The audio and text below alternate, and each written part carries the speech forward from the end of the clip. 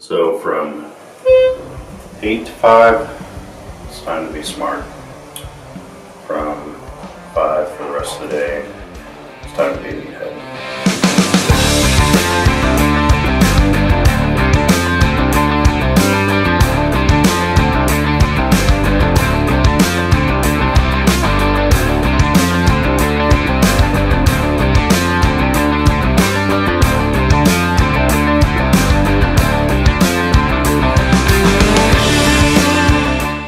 So, the first time I ever saw Strongman was on TV. It was the World's Strongest Man contest.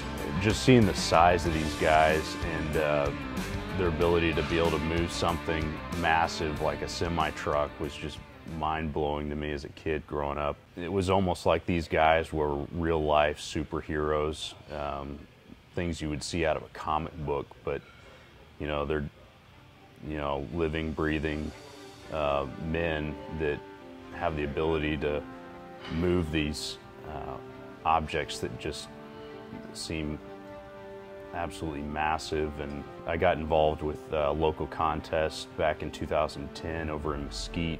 It was the Ronnie Coleman Classic, and that was my first ever strongman contest. I went in without any experience doing the events, but I did the best I could to train them just in a regular gym and had an absolute blast. So the first event I remember being the yoke carry, and I had never actually done a yoke carry before, and the yoke weight was I think 550 pounds, and I had never tried anything like that, and it was definitely a humbling experience for me, but it was really cool to have everyone out there that knew I was a new guy, that I was new to the sport, just cheering for me and yelling at me to give it my best. And then, when I eventually finished the event, they were patting me on the back, telling me, that I did a great job, even though I think I got dead last in that one event. And so that really, sparked a fire in me, and it just made me fall in love with the community that surrounds Strongman. 60 feet down, run back, grab the sandbag, 60 feet, back across the line, 4 sets, and then I'm bumping the weight up, doing 2 more sets.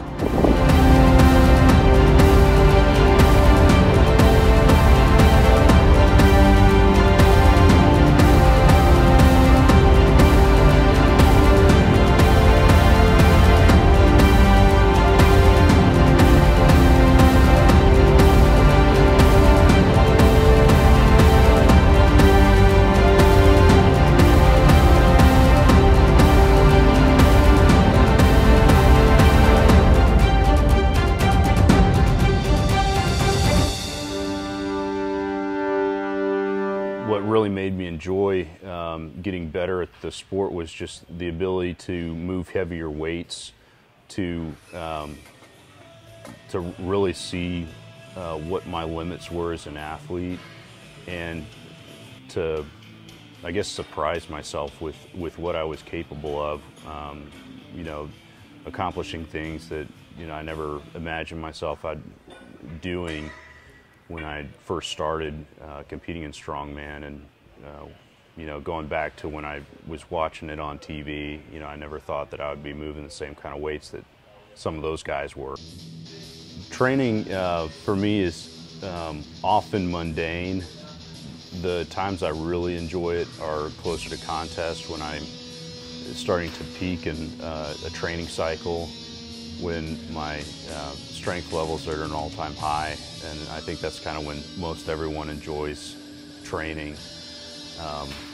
But I just enjoy the consistency of it too, having that one thing that I know I've got scheduled out 4 days a week that I'm going to go in and I'm going to do, and I'm not going week to week trying to figure out what I'm going to do after I get off work most nights, just because I know I've got training that I need to get done, and if I want to get any better at this sport, I got to put time in the gym, even when I'm not prepping for a contest.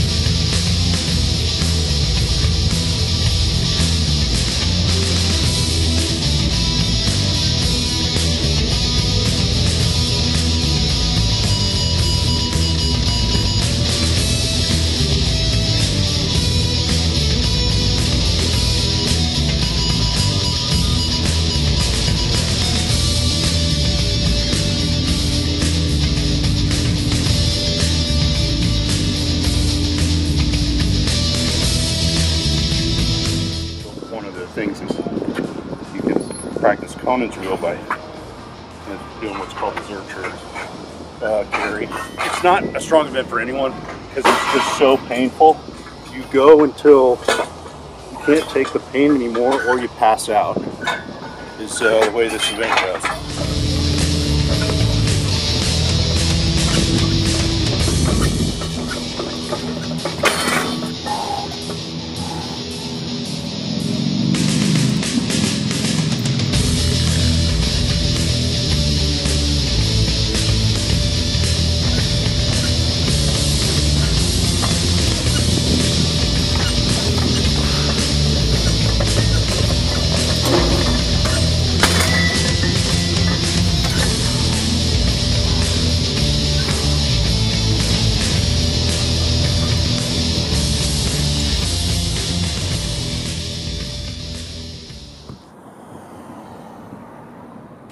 So everyday life's a little bit different. When you're involved in something like Strongman, you have to be really conscious of how often you're eating, sleeping, training, all those things. Thankfully, I work in a job where they're okay with me taking 15-minute breaks to go to the break room and grab a bite to eat throughout the day. I try and eat about 7 times a day, so every 2 to 3 hours I'm eating something. So I've just been thinking through that this week, sizing up the other competitors, seeing where they're at. It's one of the benefits and also curses of social media is you can track everyone. You can watch to see what they're doing in training and how their trainings go and going. And for this contest specifically, it's just boosted my confidence, and I think it's because of all of the PRs that I hit in training leading up to this contest. Yeah, if I hadn't hit the kind of volume or the kind of PRs that I've been hitting, then I wouldn't have this mindset going into it.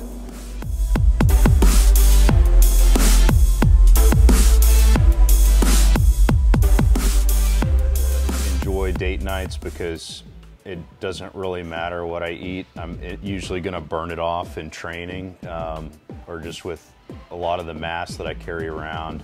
My body ends up utilizing most of the calories that I intake. It's real hard for me to gain any kind of weight. It's always been that way, and I'm thankful for it.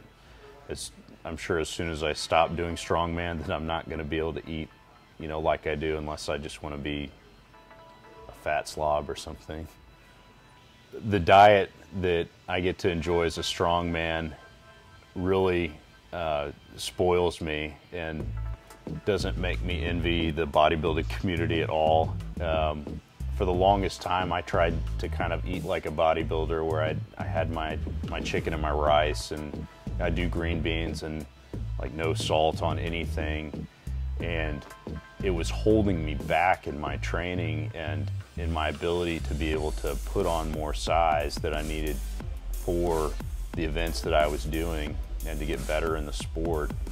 I realized that I just had to up my calories in my food, and a lot of that meant, I didn't have to eat chicken and rice anymore. Like, most of my meals are pasta with bacon and chicken, and then I do like steak all the time with couscous or cornbread. I mean, you name it. The denser the calories and the more protein, the better when it comes to strongman, especially when it comes down to training for a contest.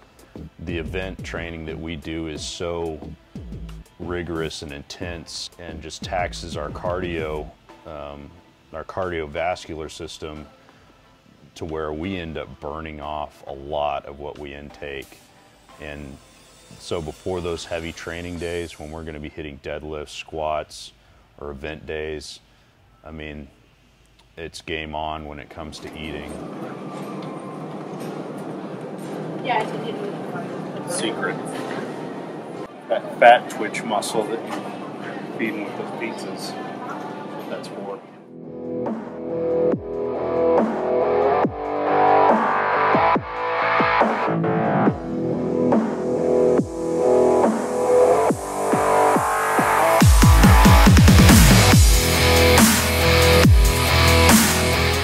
So Dallas Strongest Man is, it's a full roster. They had a 65 competitor limit on this contest, and it booked up pretty quick, mostly because of the promoter that's putting on the contest.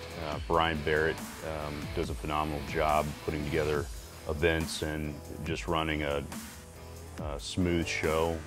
It's going to be a wide range of athletes, you know, weighing all the way from, I think, 175 pounds to over 300 pounds.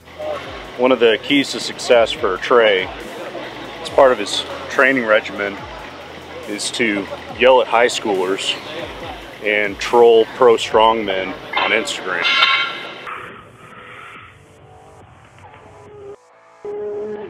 Move, you're in the way!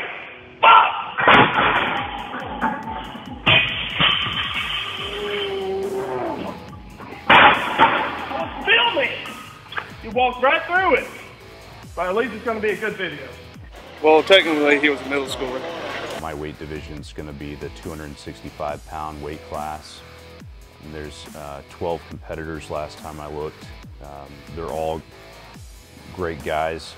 Most of them I've competed against, and you know, I'm looking forward to just a great show, and I'm forced to perform at my best when I'm under pressure, and you know, I'm looking forward to that aspect of this contest, really being pushed to my limits. Here it's, I mean, they're all here to cheer one another on and catch up and, you know, see what they're capable of, and see, you know, like how they can coach the other people on to lift something really heavy. So very much so social butterfly competitions. He's always talking around. Well, you got me on the strides, that's for sure.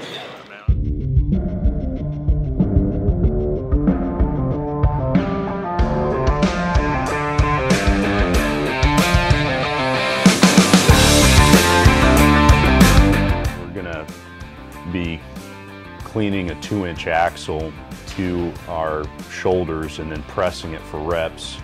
Thankfully, we only have to do one clean and then press as many reps as possible. This has historically been a really bad event for me. Generally, anything overhead's been bad, even though I've got a decent bench press and, you know, strong triceps and shoulders. I just have trouble breathing whenever I'm doing overhead movements.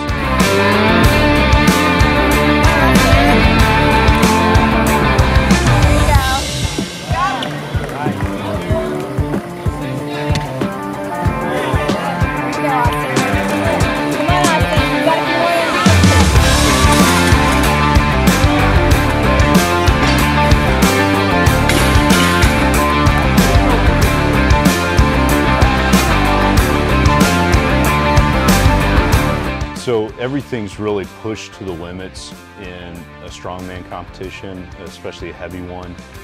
Your focus is really taxed. Your cardiovascular is going to be hit hard. Your blood pressure and heart rate are going to be through the roof on any of those events where you're having to carry the weight or do an arm over arm or Conan's wheel. It's going to be one of those things that you finish the event and it's going to take you a couple minutes to catch your breath.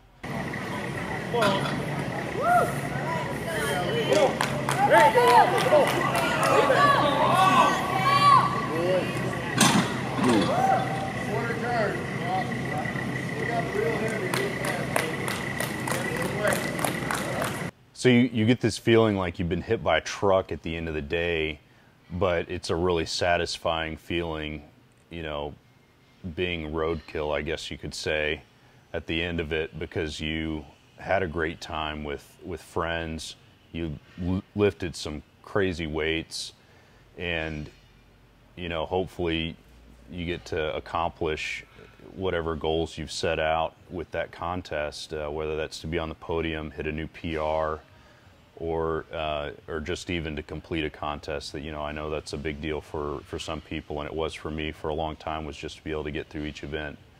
But just the satisfaction of getting through the day and the good times and memories that are made offset the feeling of being hit by a truck and the soreness that you'll experience the next day. Sometimes, you know, an event doesn't go right, and it is what it is. You know, he had a bad pick. It happens, and that was his one and only shot. Hopefully it doesn't mess with his head too much, and he can get back at it. I think he needs a good win. He needs a really good, strong event, and then I think he'll be fine mentally after that.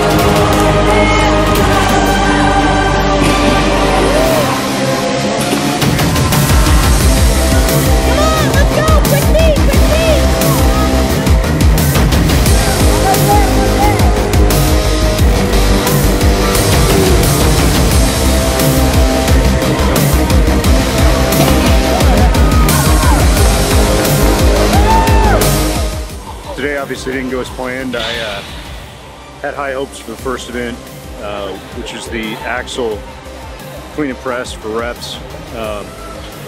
Was wanting something north of 10 and just couldn't get stable on the first rep, and battled with just trying to keep my core tight the whole time, and only managed to get 5. Second event, the Conan's wheel, I bombed that event.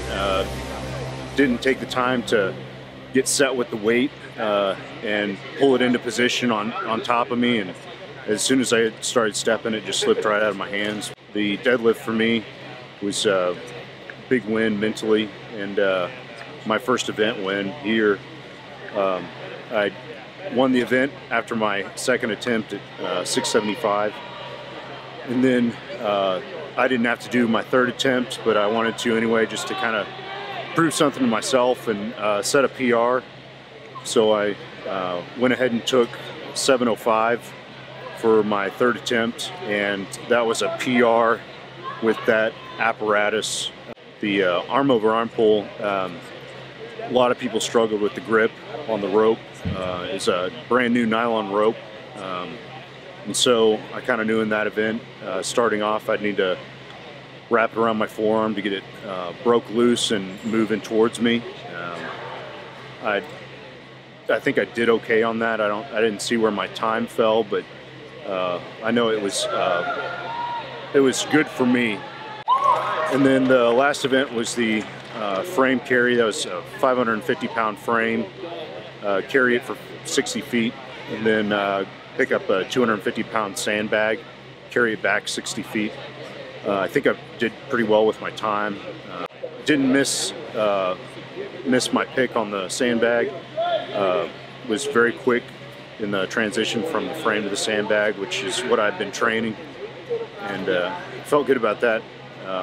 Finishing up the day with no injuries is a plus, and I've had a great time just hanging out with these guys here, and just enjoying the camaraderie that we share in this sport. We all have different backgrounds and come from, just different places, but we all have this common bond through strength and through strongman that really is something special here, and it just keeps me coming back for more. It's